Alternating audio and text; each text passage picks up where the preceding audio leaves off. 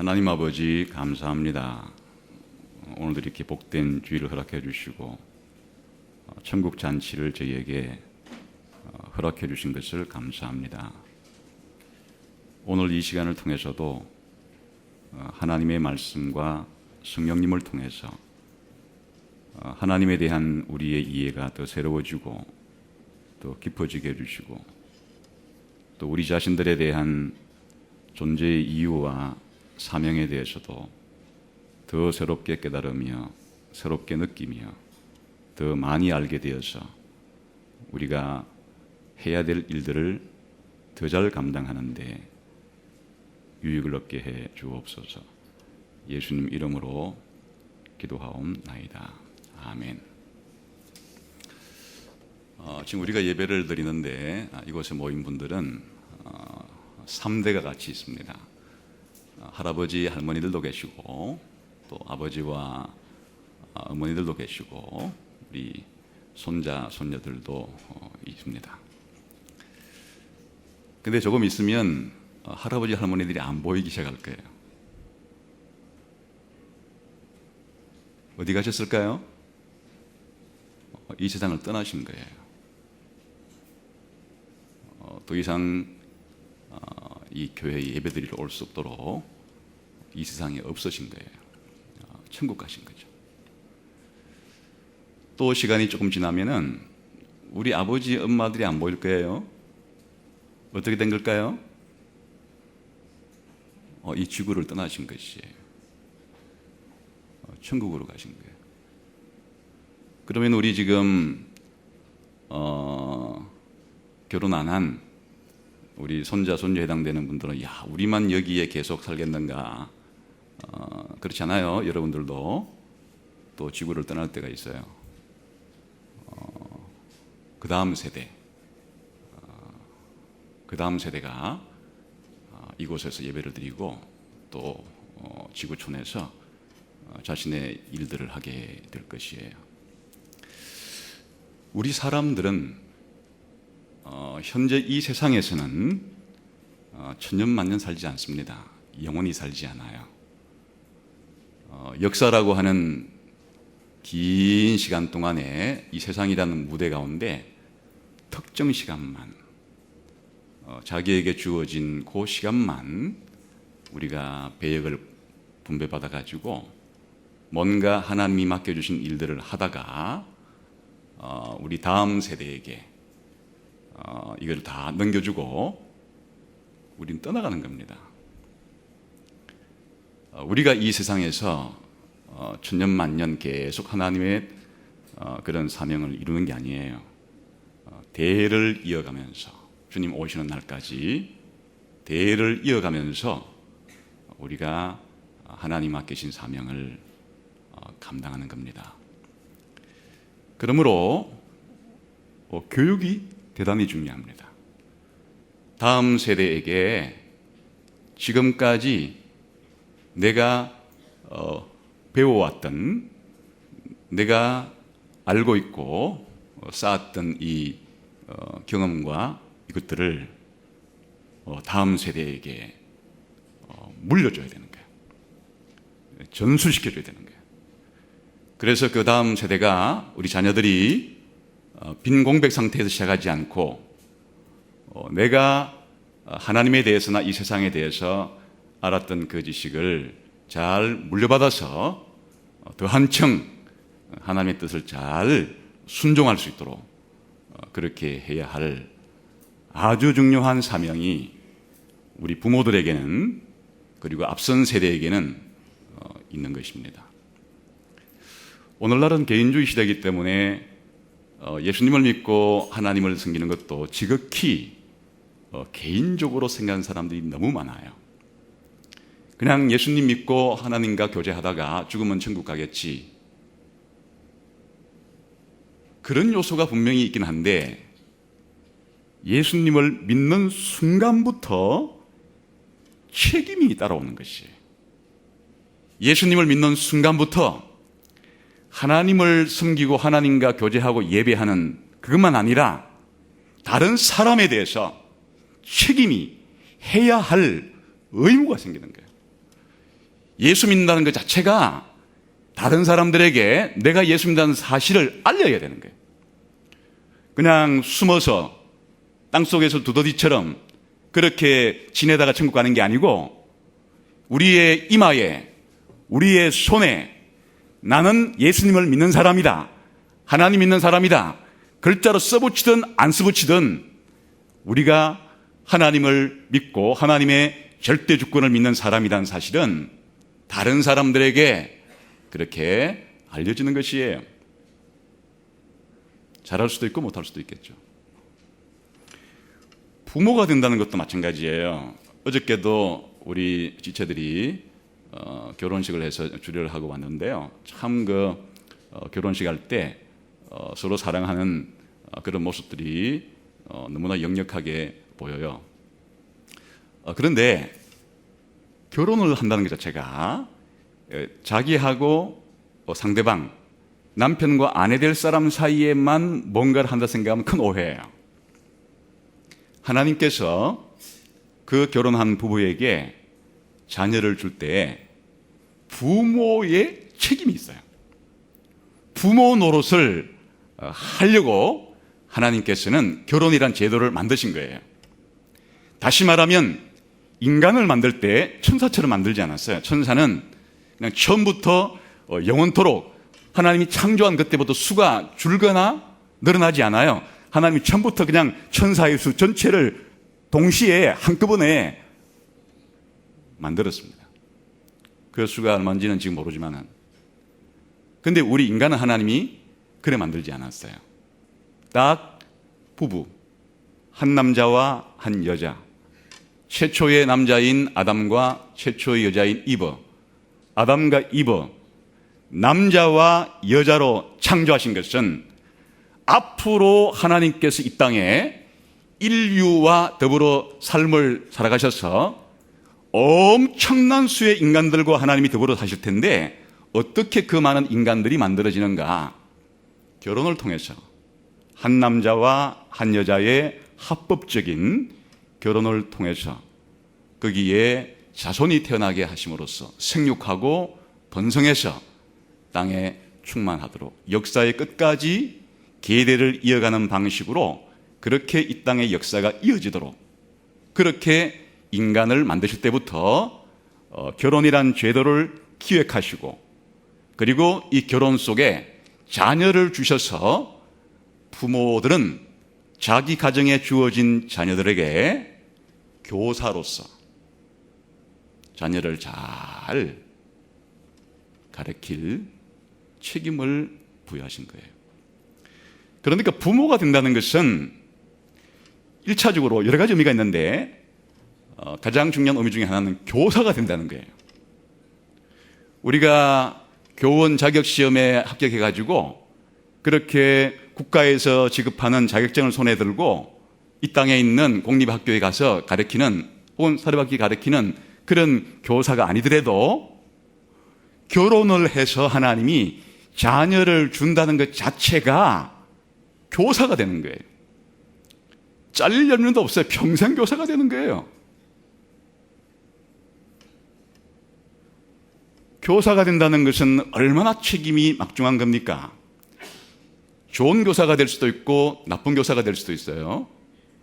자기가 잘 가르치게 되면은 자신을 통해서 자기에게 배우는 학생들이 아주 자신보다 훌륭한 사람이 되는데 이바지하는 거지만은 또 잘 가르친다는 보장만 있는 건 아니니까 잘못 가르치기 때문에는 그 아이에게 주어진 재능보다도 월등하게 잘못된 인생을 만드는데 자기가 혁혁한 공을 세울 수도 있는 것이에요. 그러니까 교사가 된다는 것은 아주 중요한 내가 가르치는 아이들의 인생에 있어서 정말 많은 것들을 좌지우지, 전부는 아니죠. 전부는 아닌데 상당히 많은 부분에 있어서 영향력을 행사할 수 있는 그런 사람이 된다는 뜻이기 때문에 좋은 영향력을 끼칠 수도 있고 잘못된 영향력을 끼칠 수도 있는 아주 책임이 막중한 그런 자리입니다. 그러니까 결혼을 할 때 아무 생각 없이 그냥 데이트하다가 돌아갈 때 떨어져 있기가 싫어서 우리 결혼하자. 그런 게 아니에요. 결혼하고 되면 이제 자녀가 생기게 되는데 교사가 되는 거예요. 그리고 자기 자녀에 대한 교육적인 막중한 책임을 가져서 자기 자녀의 인생에 아주 중요한 영향력을 미치는, 좋은 영향력을 미칠 수도 있고 나쁜 영향력을 미칠 수도 있는 그러한 책임을 가지게 된다. 그러니까 부모가 되기 전에 남녀 사이의 부부간의 관계만이 아니고 하나님이 자녀를 줄 때 어떻게 좋은 교사로서 역할을 하게 되겠다는 것을 좀 알고 결혼을 해야 되는데 덜컥 그렇게 결혼하면 안 될 것 같아요. 저도 덜컥 결혼하는 바람에 아주 후회가 막심해요. 좀 결혼하기 전에, 결혼한 다음에 부모가 됐을 때 선생이 된다는 그때 좀 깊이 알았으면은 교사가 뭐 하는 사람인지를 좀 충분히 알고서 이렇게 했을 텐데 그냥 뭐가 바빴는지 덜컥 결혼하고 난 다음에 말이에요. 지금 되돌릴 수만 있다면 되돌리고 싶어요. 되돌릴 수만 있다면 좀 새로 한번 이 교사 노릇을 해보고 싶은, 솔직한 좀 새로 한번 해보고 싶은, 돌릴 수도 없고 지금. 그렇지만은 이제 아직도 어린 자녀를 둔 부모들일수록 기회는 더 많이 있는 거니까 참 부러워요. 그런 면에서 어린 자녀를 둔 부모들일수록.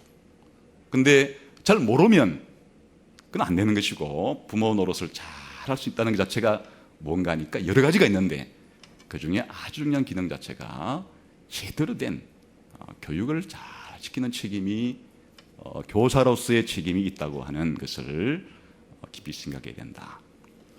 그래서 오늘 이 쉐마 가운데, 이 쉐마라는 게 6장 4절부터 9절까지 전체를 이제 쉐마라고 불러요. 좀 좁게는 6장 4, 5절을 말하는 거지만 넓게는 9절까지를 쉐마라 부르는데, 여기에 우리가 지난 시간까지 이제 한 것은 개인이 하나님의 절대 주권을 인정하고 여호와의 유일성을 그렇게 믿으면서 그 절대 주권을 가지신 여호와 하나님께 전인적으로 충성하고 헌신하는 그런 삶을 살아야 되는데, 마음으로부터 그렇게 해야 하고 또 외형적으로도 형식적으로도 그 마음을 잘 담아가지고 그런 삶을 살아야 된다 하는 것까지를 우리가 말씀을 통해서 살펴보았는데, 그게 전부가 아니에요. 자기 혼자 문제가 아니에요. 반드시 영향을 미치게 돼요. 그 첫 번째 우리가 영향을 미쳐야 될, 또 책임을 다해야 될 것이 바로 여기서는 자녀라고 되어 있어요. 그 자녀 교육에 대한 것이 7절이에요. 한번 7절 읽어볼까요? 시작. 내 자녀에게 부지런히 가르치며 집에 앉았을 때든지 길을 갈 때든지 누워있을 때든지 일어날 때든지 이 말씀을 강론할 것이며. 이거야말로 평생교육, 전일교육이에요. 그냥 일반 학교에 보내게 되면 아침에 그 수업 시작하는 시간에서 마치는 시간까지면 가르치면 되잖아요. 그러니까 힘들어도 요 빨리 조금 시간만 있으면 끝나는 시간이 오니까 버틸 수가 있는데, 여기 보니까 아니 이 자녀를 가르치는 이 막중한 책임은 아침에 일어날 때부터 저녁 잠자리에 들 때까지, 그냥 이것은 그냥 나 지금은 너 가르치는 교육 시간이니까 너 배우고, 지금 우리는 휴식 시간이다, 아니 방학이다, 이게 안 되는, 이 가정에서 가르치는 이 교육 자체는 아예 그런 방학도 휴일도 휴식도 없이 어쨌든 전체가 이 시간이 부모로서의 이 자녀 교육에 대한 책임은 가질 수밖에 없는, 집에 있을 때든지 들어가든지 공간적으로도 공간을 불문하고 어느 곳에 있든지 간에 자녀하고 함께 있는 시간이라면은, 함께 있는 곳이라면은 그곳이 곧 부모로서는 말을 하든 안 하든 간에 어쨌든 부모로서는 자녀에게 지금 모범을 보이든지 아니면 비모범을 보이든지 간에 자녀에게는 지금 교사로서의 기능을 감당하고 있는, 시간 불문, 공간 불문, 어떤 환경과 형편에서도 이 부모가 자녀에게 가지는 이 교육에 대한 책임은 이 세상의 어떤 교사보다도 비교해 볼 때 정말 막중한, 엄청난 수고도 따르고 영향력도 큰 그런 일이라는 것을 알 수 있어요. 그냥 가르쳐서는 안 되고 부지런히 가르쳐라. 각인시켜라.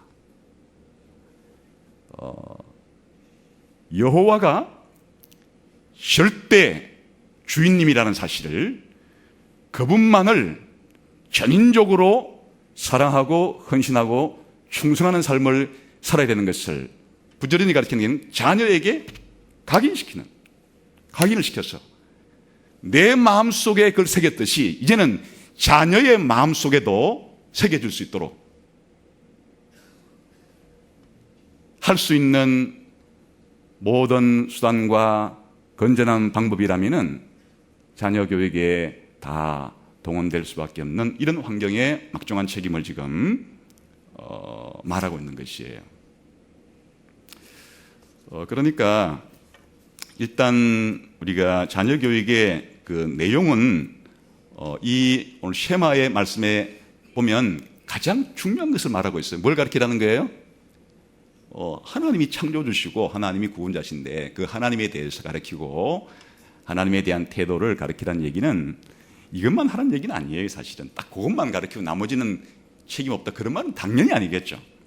그게 가르치는 모든 것의 전부를 표현하는 사실은 대표적인 것이겠죠.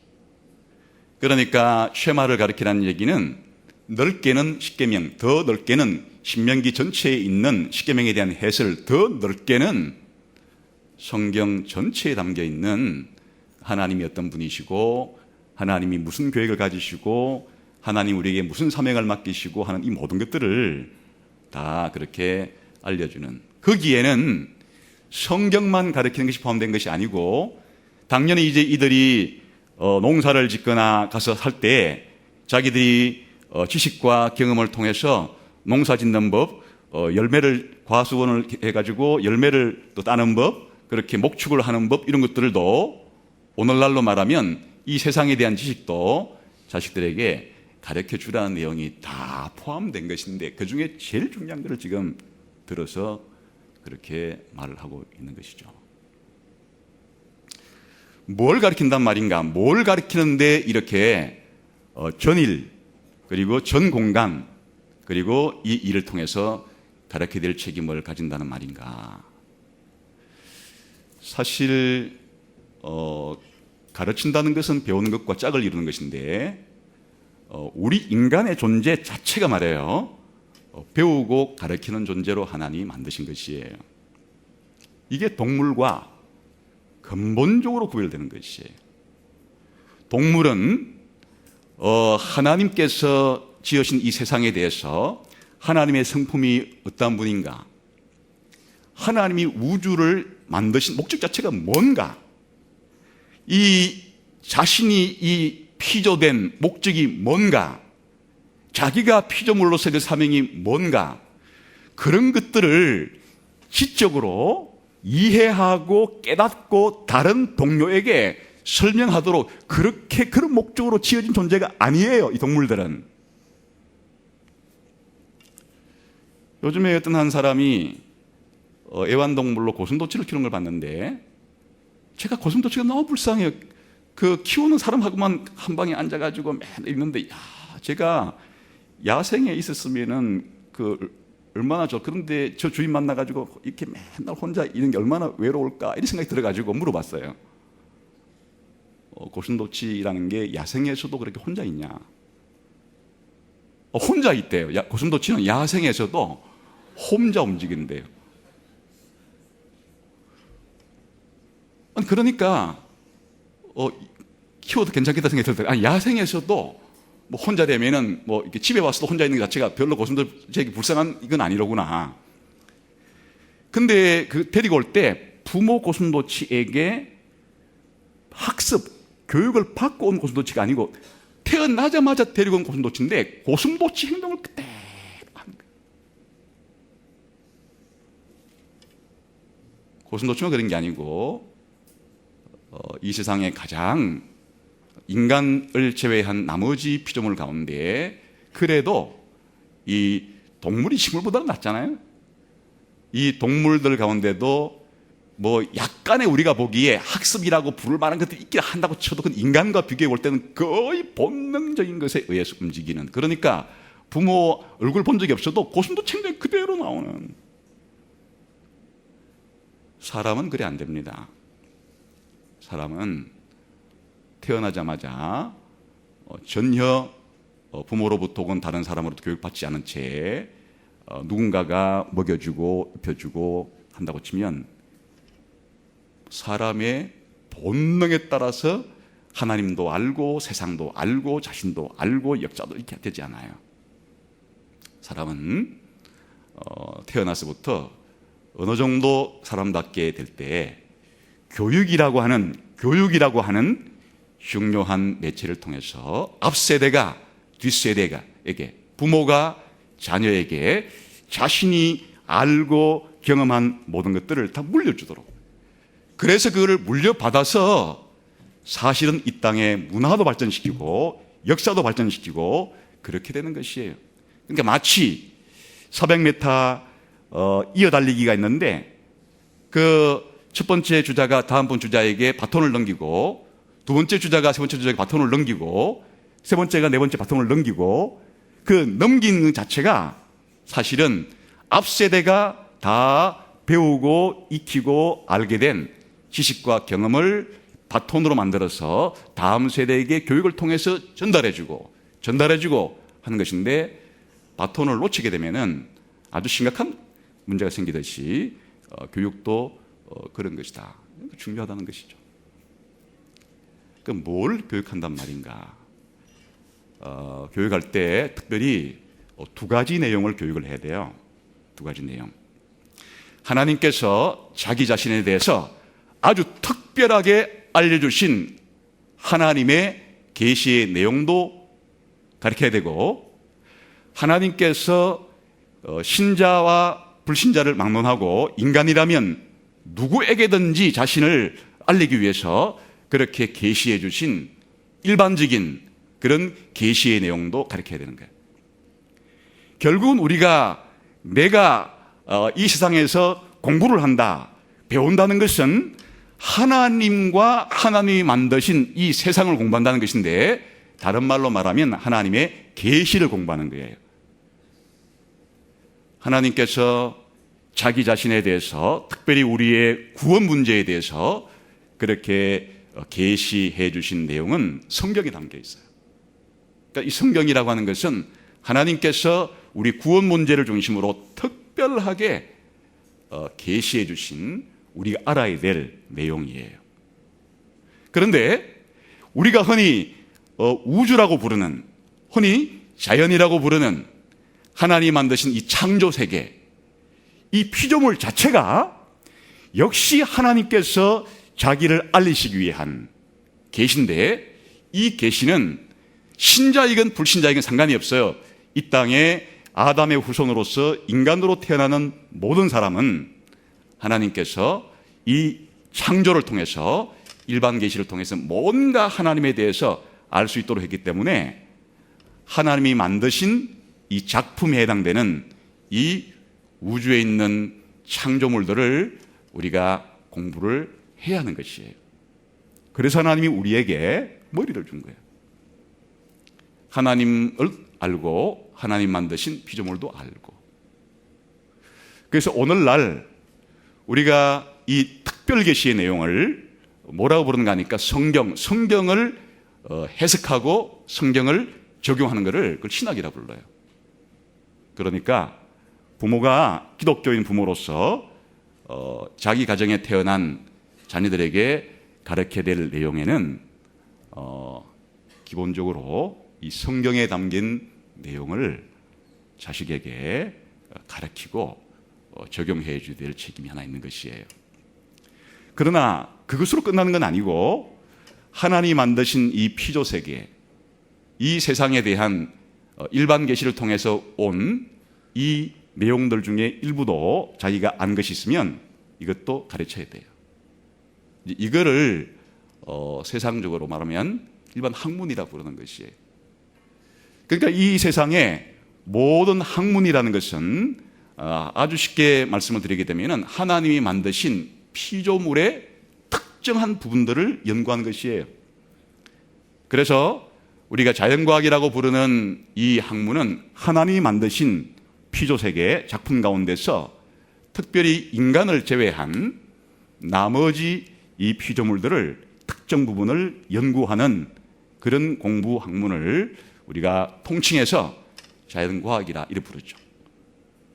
특별히 하나님 만드신 인간 가운데 인간의 이 집단적으로 모여서 하는 이 행동들, 집단적인 인간에 대해서 그렇게 이해하고 또 설명하고 적용하는 그런 학문을 통칭해서 사회과학이라고 부르죠.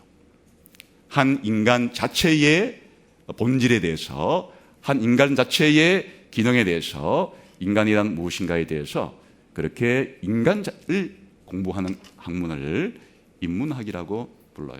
그러니까 한마디로 말하면 하나님께서 창세기 1장에 보니까 6일 만에 천지만물을 창조하셨는데 그를 창조한 하나님 자체의 가장 중요한 하나님의 성품과 계획과 이 본성과 이런 것들을 공부하는 것을 성경 공부 혹은 신학 공부라 부르고, 하나님이 만드신 이 피조세계, 6일 동안 창조하신 창조세계를 각각의 구체적인 영역들을 하나님과의 관계 속에서나 아니면 그 자체의 관계들 속에서나 그렇게 공부하는 글을 우리가 일반 학문이라 그래 부르는 거니까, 부모가 자녀를 교육시킨다는 것은 그 두 개를 다 포함하는 것이에요.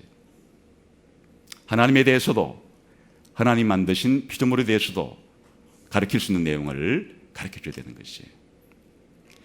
그런데 이 성경 공부와 일반 학문의 공부는 어떤 관계를 가지고 있는가 하니까, 이 성경은 일반 학문들이 공부를 진행할 때 가장 기초적인 것, 가장 필수적인 것을 가르쳐줘요.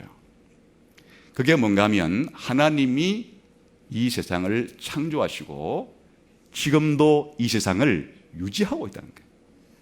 하나님 만드신 자연도 유지하고 계시고 하나님이 만드신 인간들도 유지하고 계시고 그렇게 유지하고 있다는 뜻이에요. 원래 하나님이 처음 창조한 그 상태대로 인간이 타락했지만 그럼에도 불구하고 하나님께서는 처음 창조할 때에 이 자연 속에 인간 속에 심어놓은 그 법칙을 따라서, 법칙을 이용해서 이 자연도 인간도 그렇게 하나님께서 지금 다스리고 계시고 유지하고 있는 것이에요. 물론 인간이 하나님께 죄를 지어서 타락했어요. 그렇지만 타락한 이후에도 하나님의 형상이 완전히 100% 사라진 것은 아니에요.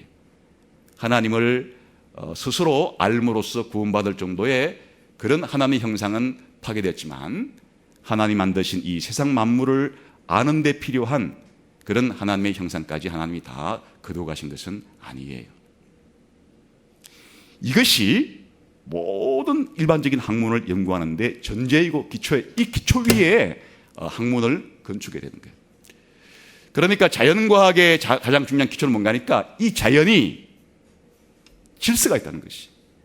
그냥 어떤 이 자연 자체가 질서도 없고 법칙도 없고 항상 오늘 보면 오늘 다르고 내일 보면 내일 다르고 항상 그렇게 다르기만 하다 그러면 자연과학이라는 학문은 성립할 수가 없어요. 그러니까 이 자연 자체가 법칙이 있어서 그 법칙대로 계속적으로 유지되고 있다는 것이 전제가 되어야 그게 뭔가를 발견하는 자연과학이 성립할 수 있다는 뜻이에요. 그러니까 그 믿음이 없으면 우리가 지금 하늘이고 바다고 땅이고 동물이고 식물을 연구하는데 이것들이 계속적인 어떤 법칙이 있어서 어제든 오늘이든 내일이든 있다고는 확신이 안 들면 자연과학이라는 학문 자체가 불가능해. 할 수가 없어요. 자연과학의 가장 중요한 기초는, 전제는 바로 이 자연이 질서를 가지고 있다고 하는, 성경이 이걸 가르쳐줘요. 하나님이 보장해 줬어요. 봄, 여름, 가을, 겨울, 낮밤과 모든 자연이 하나님이 처음에 만드신 대로 유지될 거다. 노아 언약을 통해서 하나님 약속했어요. 이 기초예요. 사회과학도 마찬가지예요. 인간들 사회 속에 일정한 행태와 인간들 사회 속에서 벌어지는 모든 것들이 다양한 것 같아도 그 속에 이 사회 질서라고 하는 그게 지금까지 유지되고 있는 것이에요. 그 사회 질서라는 것이 없으면은 사회과학이라는 학문 자체가 존립할 수 없어요. 뭔가 정치를 하고 경제활동을 하고 하는 데 있어 가지고 뭔가 이 질서가 법칙성이 있으니까 그를 탐구해서 그를 우리의 삶 가운데 응용하고 적용하려고 하는 것이니까 사회 질서가 있다는 것과 그것이 변덕스럽지 않고 유지된다는 것이 성경이 가르쳐주는 노아 언약을 통해서 확실히 하나님이 보장해 주었다는 것을 가르쳐주는 것이에요. 인문학도 마찬가지예요. 왜 타락한 인간들이 이렇게 학문 활동을 할 수 있는가? 그것은 하나님의 형상으로 만들어진 인간이어서 타락했긴 했지만 그렇다고 해서 갑자기 하나님의 형상이 100% 다 사라져버린 것이 아니라는 것. 하나님을 새롭게 발견해서 구원의 진리를 알아낼 수는 없는 거지만은 하나님이 만드신 피조물을 연구하는 데까지는 하나님이 그렇게 작동할 수 있도록 하나님 형상을 남겨놓았다는 것이 인문학 연구를 할 수 있는 기초가 되는 거예요.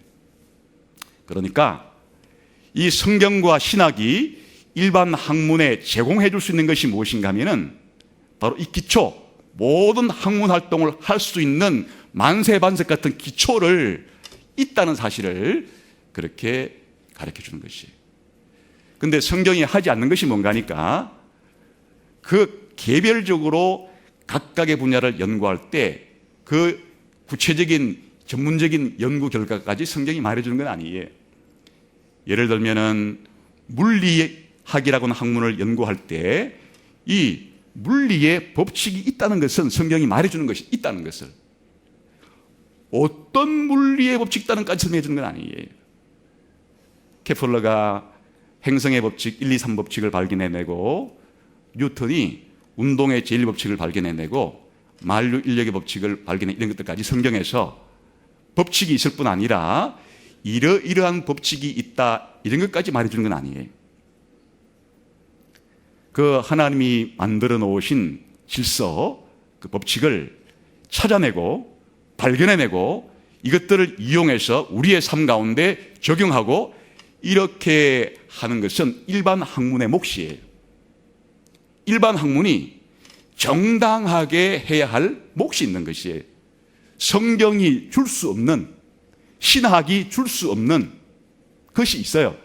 성경이 모든 이 땅에 있는 자연 만물의 모든 법칙까지도 여기에 내가 만든 이 피조물 세계의 모든 법칙을 하나도 빼놓지 않고 하나님 여기다가 다 모세 십계명 불러주듯이 그런 식으로 말해준 거 아니에요.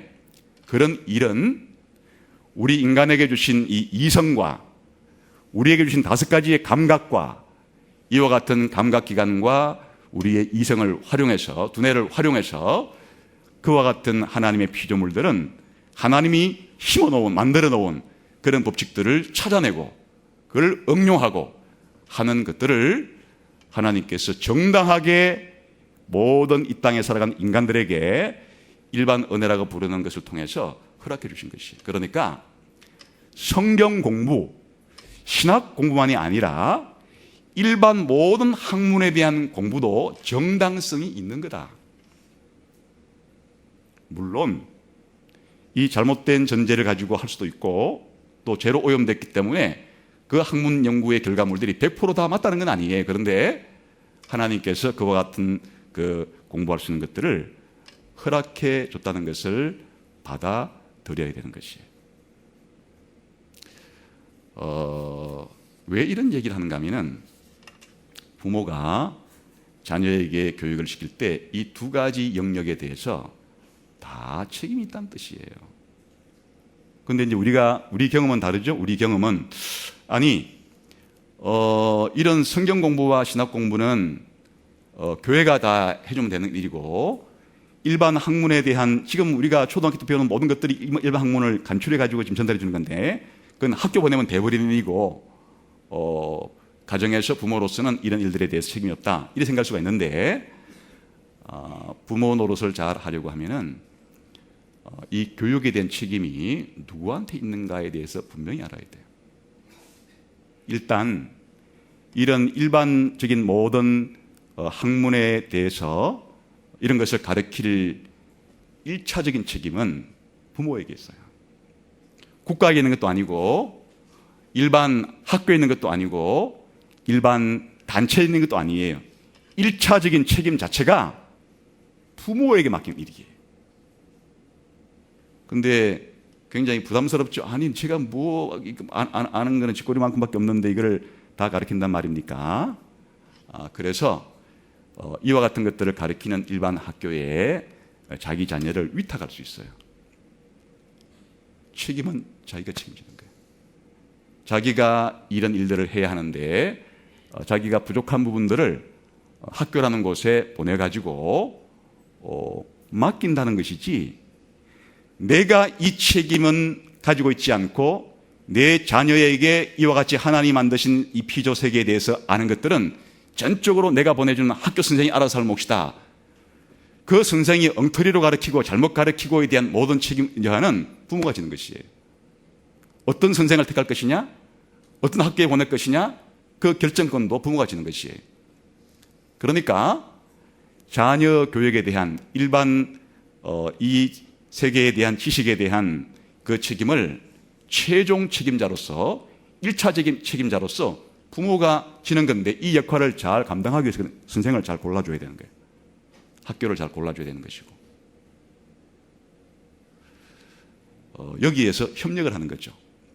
주된 책임은 부모가 가지고 있지만 보조적으로 학교라는 제도를 활용해서 그렇게 자신이 맡은 이 책임을 감당하는 일이니까, 다시 말하면 좋은 선생 골라주고 좋은 학교를 잘 골라주는 일이 아주 중요한 자녀를 교육하는 일에 포함이 되는 것이에요. 그러니까 여러분들이 학교 잘 선택해 주려고 노력을 하고 있겠죠. 이 성경교육과 신앙교육, 신학교육을 하는 책임 소재에 있어서는 부모가 1차적인 책임을 지지 않아요. 2차적인 책임을 져요. 성경을 가르치고 복음을 가르치고 신학을 가르치는 일은 부모에게 1차 책임을 지는 일이 아니라 교회에게 하나님이 맡기신 사명이에요. 교회라는 자체가 바로 하나님 말씀을 가르치는 곳이에요. 교회가, 하나님께서 교회를 세우신 중요 목적 가운데 하나가 이거 하도록 가르친 것이 교회예요. 하나님 말씀을 가르치고 신학을 가르치고. 그래서 성경은 이 교회의 가장 중요한 역할이 천국 열쇠를 가지고 사용하는 것인데, 천국 열쇠를 가정의 부모한테 준 게 아니에요. 천국에 들어가고 못 들어가고를 결정짓는 것이 하나님 말씀을 가르쳐서, 복음을 가르쳐서 이 복음을 바르게 알고 믿고 하는 일을 통해서 천국에 들어가고 안 들어가고 결정되는 것인데, 그 천국의 열쇠까지도 하나님이 부모에게, 내가 천국의 열쇠를 너희 부모들에게 줄 테니까 너희 부모들이 너희 자녀들에 대해서 이 내 말씀을 전해서 그 결정권을 좌지우지해라, 그렇게 하지 않아요. 교회라는 곳 자체가 하나님께서 그걸 하려고 세우신 곳이에요. 하나님께서 이 일을 잘 감당하려고 교회 안에 목사와 교사를 세워주신 것이에요. 사도다, 선지자다, 복음전도자다, 목사다, 교사다 하는 교회의 직분자를 예수님께서 교회에 주신 목적 자체가 이거 하려고, 성경을 가르치게 하려고, 신학을 가르치게 하려고 주님이, 예수님께서 그런 사람들을 교회에 주신 것이에요. 그러니까 성경을 가르치고 신학을 가르치는 일 자체가 부모에게 없다는 얘기는 좀 아니에요. 좀 있는데 1차 책임 말은 1차적인 책임이 교회의 목사와 바로 교사에게, 쉽게 말하면 교회에게 이 책임이 있어요. 그러면 부모는 책임이 없는가? 아니에요. 책임이 있어요. 근데 2차적인 책임 정도를 가지고 교회와 협력해서 교회의 목회자가 가르치는 그런 성경과 신학에 대해서 보충 설명을 하면서 그렇게 자녀들에게 가르쳐야 될 2차적인 책임이 있는 것이에요. 그러니까 나는 내 자녀의 신학 문제에 관한 한 교회의 일임했으니까 나는 몰라요. 이게 잘못됐다는 말이에요. 그게 아니고 책임이 있는데 가장 중요한 책임이 아니라 뿐이지 부모에게도 자녀의 신앙 문제에 대해서 성경을 가르치고 신학을 가르치는 일에 있어서 부모도 책임을 진다는 얘기예요. 누구에게 도움받아가지고 교회의 도움을 받아서, 목회자의 도움을 받아서, 교사의 도움을 받아서 그렇게 자기 자녀에게 가르친다는 뜻이. 왜냐하니까 교회에서 가르치는 시간 자체가 제한되어 있어요. 일주일에 제가 가르치는 시간 자체가, 여러분 전체를 가르치는 시간 자체가 주일 한 오전이잖아요. 제가 아무리 설교를 길게 한다고 하지만 제가 딱 20분 되면 벌써 전 안 해요. 딱 보고 안 한단 말이에요. 그러니까 어쩌다가 20분을 1시간을 넘어서지 제가 대충은 맞추기 때문에, 그러니까 제가 가르치는 내용 자체가 분량상으로 보면 얼마 안 돼요. 물론 아주 중요한 요점을 가르쳐주기는 하지만은 이 성경 전체를 가르쳐주는 범위에 비해서 아주 분량이 적어요. 근데 물론 아주 핵심을 가르치죠. 주일학교에 보냈어요. 영유아부, 유초동부, 중고동부, 청년 일부 보냈는데 거기서도 마찬가지예요. 거기서도 성경 공부도 가르치고 하지만 거기서도 일주일에 모여서 해봐야 한 2시간에서 4시간 정도.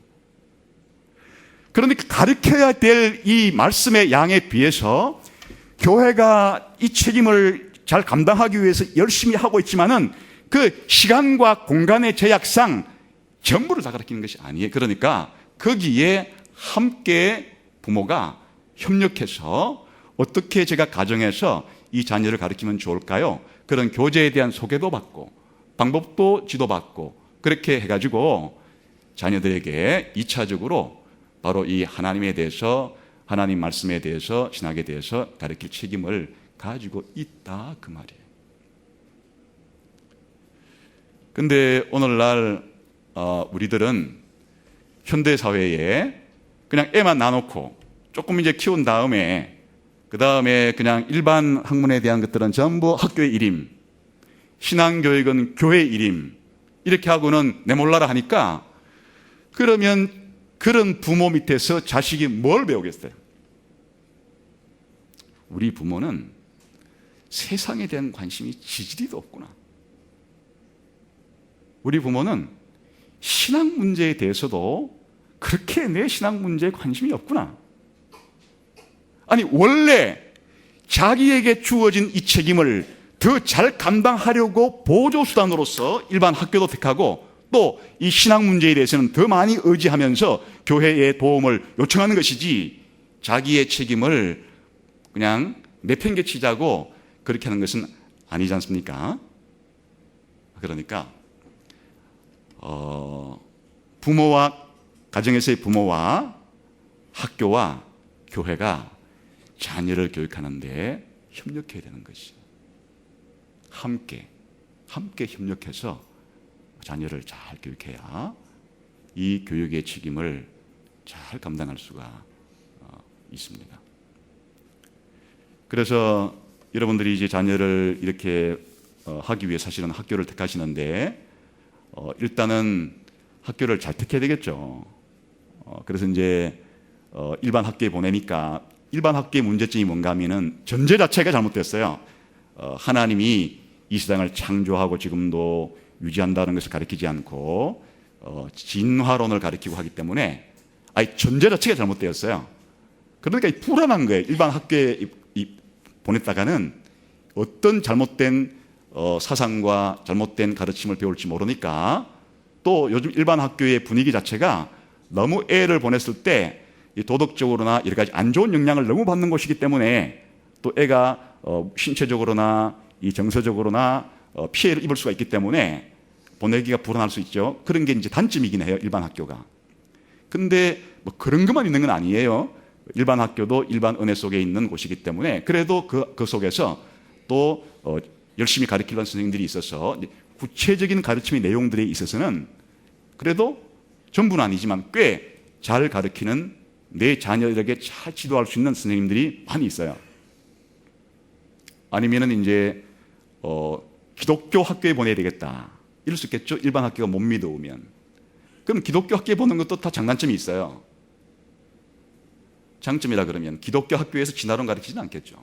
그러니까 이 전제에 대해서 모든 일반 피조 세계에 대해서 알아야 될 가장 기본적인 전제에 대해서는 가르쳐 주니까 좀 안심이 되겠죠. 분위기도 그래도 기독교 이 대안학교면 그래도 일반 학교 분위기보다는 조금 안심이 되겠죠. 그렇다고 모든 게 다 좋은 건 아니에요. 선생님들의 질이 일반 학교보다 월등히 낫다는 보장은 없어요. 그러니까 구체적인 내용을 가르칠 때는 기독교 학교에 보낸다고 해서 전제를 가르치는 건 올바르지만 구체적인 내용을 하나씩 둘씩 전문적으로 가르치는 것에 있어서는 거기에 있는 선생님들이 일반 학교 선생님보다 다 뛰어난 분만 교사하고 있다는 보장은 절대 없어요. 그 부분에서는 오히려 부족할 수도 있을 것이에요. 나는 일반 학교 보내는 것도 마음이 안 놓이고 기독교 학교라는 대안학교라는 것도 마음이 안 놓이고 내가 직접 가르쳐야 되겠다. 괜찮아요. 홈스쿨링이라 그러죠. 그렇게 집에서 가르칠 수 있어요. 이것도 장단점이 있어요. 이 장점이 뭐겠어요? 거의 자신의 신앙을 따라서 커리큘럼도 짜고 교육 시간도 짜고 모든 것들을 다 할 수 있으니까 안심은 되지만은 그렇다고 홈스쿨링이 다 좋은 것도 아니에요. 자기가 일반 학교 선생님보다도 기독교 학교 선생님보다도 모든 분야를 다 잘하는 것도 아니니까 어떻게 자기가 다 잘하겠어요? 한두 가지밖에 모르는데. 그러니까 구체적으로 가르치는 내용에 있어서는 부실할 가능성이 많죠. 또 교육 내용 말고도 사회성 개발이라든지 이런 부분에 있어서도 문제가 있을 수도 있겠죠. 요지는 뭐냐? 어떤 학교를 택하느냐는 자유예요. 하나님께서 어떻게 하라 가르친 것은 없어요. 그러나 다 장단점이 있고 어느 한 학교가 보내면 모든 것을 다 잘해주는 그런 학교라는 것은 없어요, 이 땅에서. 그러니까 부모가 잘 판단해서 어떤 학교에 보낼지는 자신이 알아 결정할 것이고 또 자녀의 신앙 교육에 있어서 가장 결정적으로 중요한 것은 교회 선택이에요.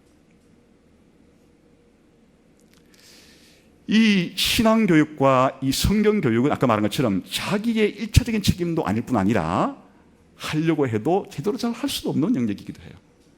그러니까 자신의 신앙생활의 유익을 위해서뿐 아니라 자기 자녀의 신앙교육에 가장 중요한 것은 건전한 바른 성경과 신학을 가르치는 그런 교회를 선택하는 것 자체가 자녀에게 신앙교육을 시키는 가장 중요한 책임을 다하는 거예요.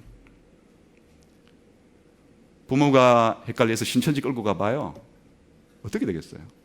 완전 신앙적으로 피폐하게 엉터리 성경과 신학을 배우게끔 자녀를 구렁텅이로 몰아가는 게 되지 않겠어요?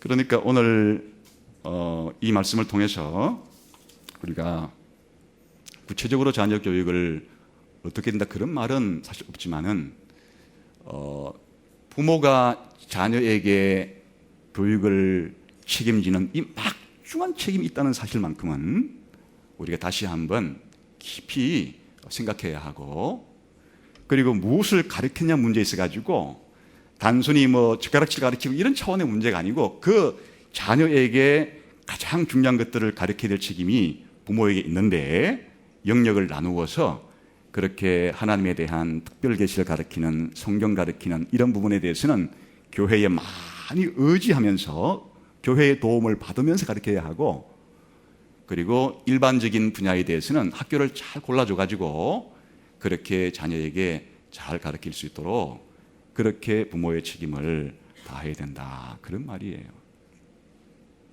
물론 이런 일을 하는데 가장 중요한 것은 자기 본인이에요.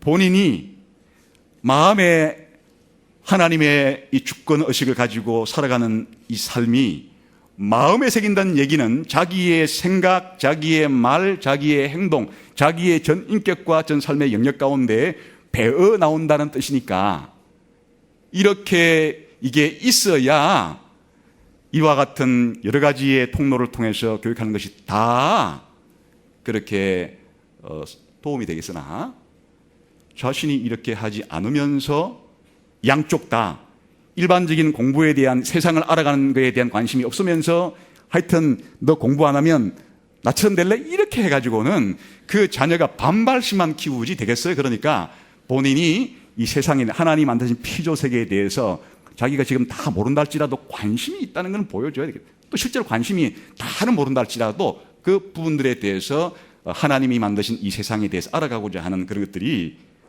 자녀들에게도 전달이 되어야만 자녀들도 공부할 동기부여가 생기지.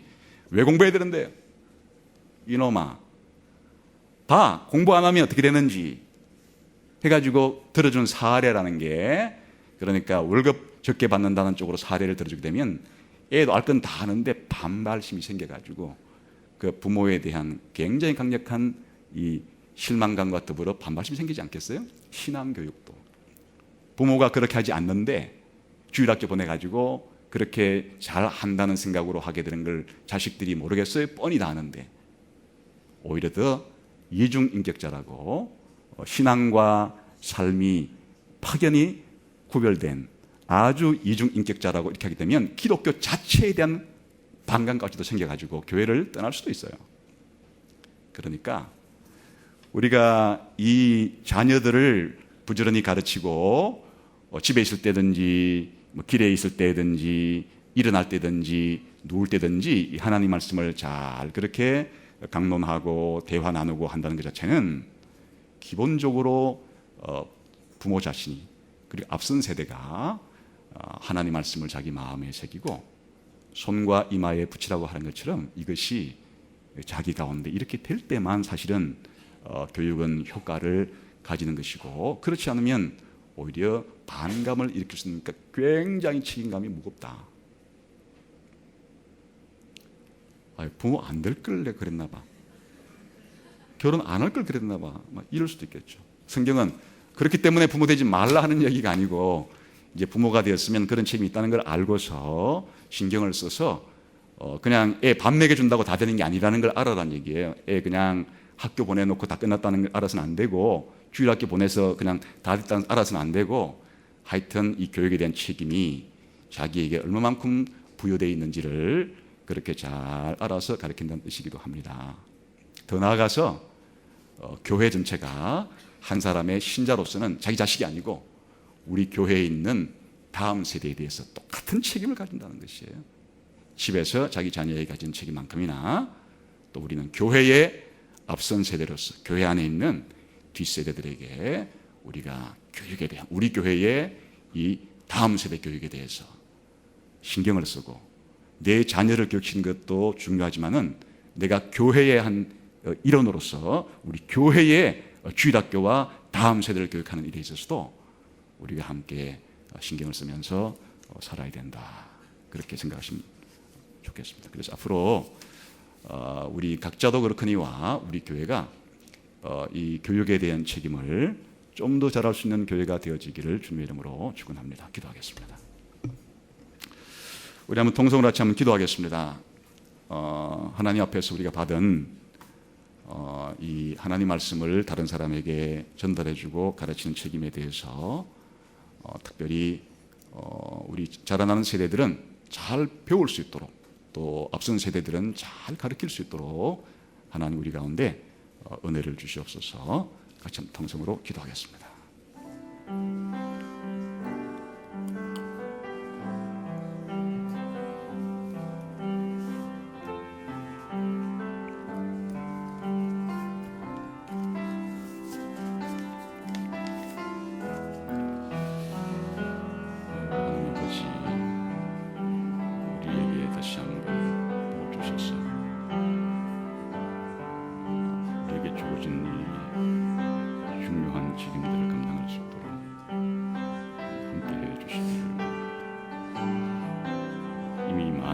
있어서 시간을 거쳐버렸다 할지라도 남은 시간에 대해서 더 기도함으로써 그렇게 잘 될 수 있도록 하나님 앞에 간구할 수 있는 우리가 되게 해 주시기를 원합니다. 우리에게 책임이 맡겨진 것을 알고서 이 사역을 잘 감당할 수 있도록 하나님 나라가 확장되는 데 있어서 우리가 맡은 책임들을 감당할 수 있도록 하나님께서 함께 해 주시기를 원합니다.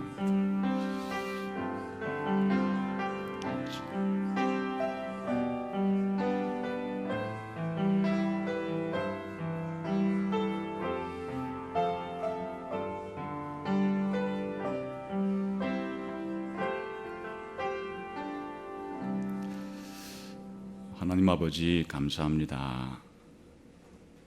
하나님 말씀을 통해서 하나님이 얼마나 위대하신 분인지, 얼마나 좋으신 분인지, 이 세상 만물이 어떻게 만들어졌는지, 왜 만들어졌는지 알게 해주시고, 또 우리에게 지성을 주시고 감각기관들을 주셔서 하나님 만드신 피조세계의 아름다움과 질서와 풍요로움과 다채로움을 알게 해주시고 또 그 안에 살아갈 수 있도록 해주시는 것을 감사합니다.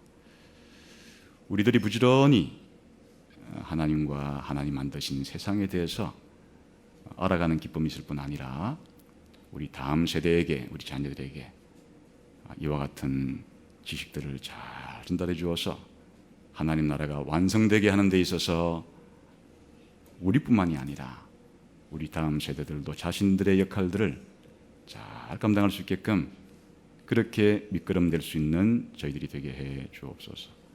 예수님 이름으로 기도하옵나이다. 아멘.